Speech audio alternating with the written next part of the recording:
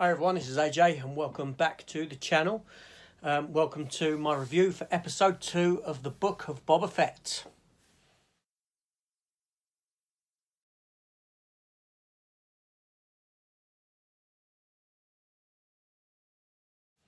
Okay, so the book of Boba Fett, episode 2, titled The Tribes of Tatooine. So this episode has aired today. I've only just watched it. I would have watched it earlier, but I was at work, so thusly I couldn't. Now, I wasn't necessarily going to review this episode. I was toying with the idea of reviewing the series as a whole at the end. I did review episode 1, and I wasn't overly enamoured with it. My issues were the fact that, again, we've got a series set on Tatooine for the most part, as The Mandalorian was for a lot of it, and a lot of Star Wars is desert-based, so I don't feel like I'm actually seeing anything new. Aesthetically, I'm just looking at the same old thing as what I've seen before. Star Wars has this whole vast universe populated by interesting characters and races and worlds, and we end up on Tatooine that seems to be the centre of everything. I mean, Christ, even in Star Wars Force Awakens you had Jakku, which again was like just Tatooine all over again.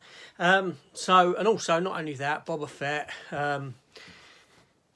he looks like the Mandalorian, doesn't he? Come on. I mean, I know Boba Fett, he's a cool character. I've got his helmet sat right behind me. You know what I'm saying? He's a cool character. I like him. I like the look of him. But he is essentially the Mandalorian again.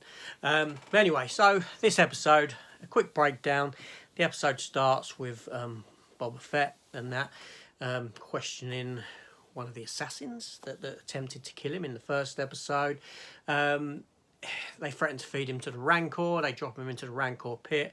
The Rancor's not there anymore, but he spills the beans on who sent him. So Boba Fett, in turn, takes the assassin back to the mayor, who, if you remember in the first episode, had one of his lackeys come and see Boba Fett, wouldn't bring a tribute, but wanted a tribute from Boba Fett, and all this sort of thing. So we get to meet the mayor, who's one of these sort of hammerhead-shaped individuals, like what you saw in the first Star Wars film, A New Hope, that was in the cantina. Boba Fett, they have a little bit of a back and forth, and when they're interrupted by the banging of drums, and at this point we're introduced to two huts that are being carried in. I mean, Christ, I feel sorry for those people carrying the huts. They must weigh a ton. Anyway, so again, a little back and forth between them and Boba Fett, a little bit of threats going on.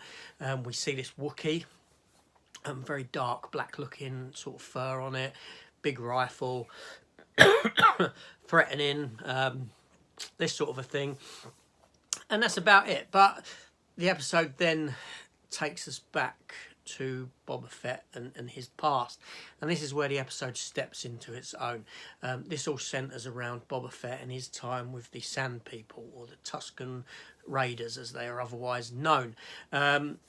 Obviously in the last episode he kind of ingratiated himself with them by killing that beast that was based on the Harryhausen creature, and in this, we see Boba Fett training with a stick, being taught. He's got like a wooden stick in the shape of their sticks that they carry, and they're interrupted by this train that passes by, and some of the Tusken Raiders and a Bantha are shot as the train passes by at high speed. Boba Fett says he will go and stop the train. He goes off and steals some speeder bikes from this biker gang they are essentially a biker gang who cause a bit of trouble and this sort of thing. He kicks the crap out of her and steals like 4 or 5 of these speeders and teaches the Sand People how to ride them, and thusly they go after one of these trains that speeds through the Dune Seas.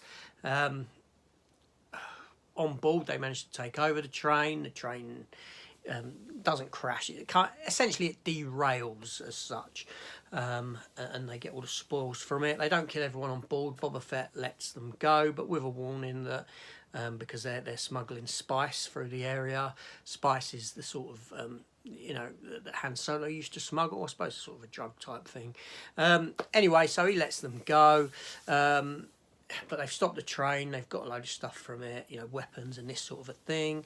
And Boba Fett then goes on a sort of a spirit guide quest where this lizard climbs up his nose that's gifted to him, and he starts seeing things and this, and wanders out into the desert and comes back with a stick, and he ends up forging his own thingy stick. He's given the garb of the Sand People, sans the mask, and by the end and joins in this ritualistic dance with them. So that's pretty much the story of the episode. Most of the story, like I said, is based with him with the Sand People. Now this episode does run, including the credits, for about 51 minutes, so considerable amount of time longer than the first episode. That pleased me a great deal. The best stuff in this episode comes from the past, from the stuff that's previous. There's some interesting stuff being set up with the huts and this. I liked all that. I like the Wookiee being introduced into it and this kind of thing that we get to see. I'd like to see what happened to the Rancor and the Rancor Keeper, see if they're ever introduced in the series. But primarily, you know, I've got a liking for the Sand People, for the Tusken Raiders. I think they look really good in their garb. Tusken Raider, I believe, was one of my first Star Wars action figures when I was a child. So I've always been drawn to the Tusken Raiders.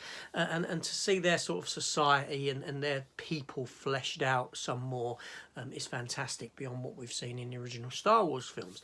Now, and the Tusken Raiders are sort of written in such a way that they're sort of like the Native Americans, shall we say. That's the closest I can give you to them. And so you've got Boba Fett, who's joined them and been accepted into their ranks. Along the lines of like a Dances Wolves style thing, where he starts helping them out against these, you know, opposing forces and this sort of a thing. And gradually more and more gets accepted into their society until he is considered one of them. Again, much like Dances with Wolves. There are other stuff that I could use as an example, but Dances with Wolves is what it kind of reminds me of. I would say Avatar, but I don't particularly like Avatar, but Dances with Wolves, let's go with that. So as a world-growing episode, and as to see how Boba Fett got from where he was and the individual he was at the end of Return of the Jedi to the individual he's become in the book of Boba Fett, and this is a fantastic for his character growth, and goes a long way to explaining why he is a lot different now than what you may have perceived him to have been in Empire and in Return of the Jedi before the Sarlacc incident. So you know, I've had to talk about this episode because I thought it was wonderful. I mean, the first episode was quite mediocre for me, but this episode just, wow, I loved it, and I think I'm going to go and watch it again almost straight away. No, not today, I might wait till tomorrow or the day after, but this episode kind of blew me away. This is probably some of the best Star Wars I have seen in a long while. You know, I could probably watch a few more hours of him with the Tusken Raider and with their society of people and this sort of thing. But unfortunately, I feel that we're going to be getting away from that very soon, which will be a shame from my perspective. But overall, this episode was wonderful. It's given me a lot of hope for this series now, especially after what I thought of episode 1. You can check out my review. It was good, but lacked a wow factor. Now, this episode did have a wow factor, and I'm very pleased to say that it looks like if this show continues the way it's going, like this episode, this 50-minute episode, then wow, we're going to be in for a treat. Anyway, this is AJ. Thank you for watching. Please consider hitting the subscribe button, supporting the channel like that, and I will be reviewing next week's episode also, around the same sort of time, I guess, considering my work, you know, what I do, times I work with work and that. But anyway, so this is AJ. Thanks for watching, and I'll see you on the next episode. All take care, all, and goodbye.